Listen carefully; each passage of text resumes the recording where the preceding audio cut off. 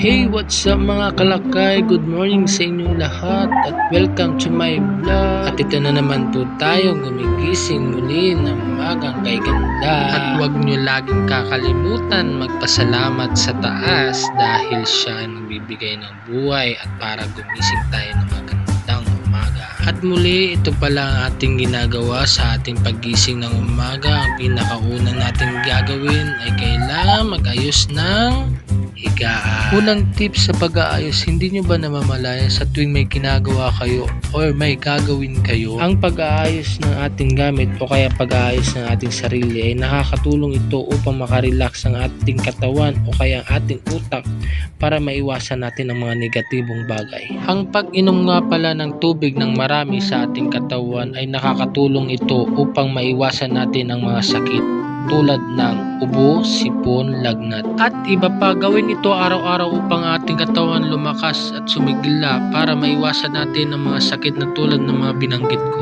At ngayon, natapos natin ang gawaing bahay, may pangalawa akong tips mga kalakay, ang pag-e-exercise. Ang exercise ay nakakatulong sa atin upang mapalakas natin ang immune system. Panoorin nyo lang po ang aking ginagawang pag-e-exercise upang ang inyong katawan ay lumakas. Ay kalakay, ganito lang naman kailangan yung gawin. Mag-exercise lang.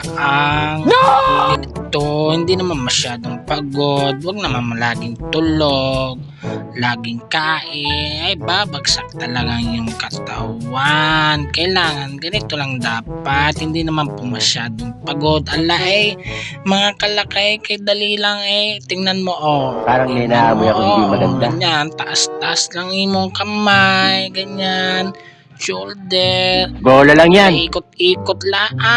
Ayan, pataas-taas lang. Ano ba yung nakakapagod diyan? Ay, naawan man ng dagito yan, kalakayan. Kasta lang ba? Anak ba?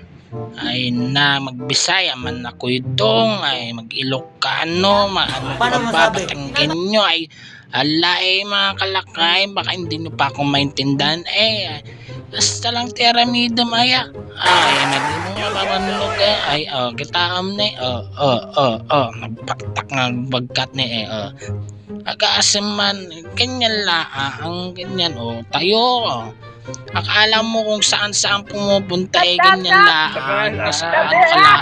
Nasa harapan mo lang ako. Tingnan mo, manood ka lang kung anong ginagawa ko. Ganyan. Para yung mga dugo dumalo, hindi bumara sa puso. Mamaya pag bumara yan, wala na.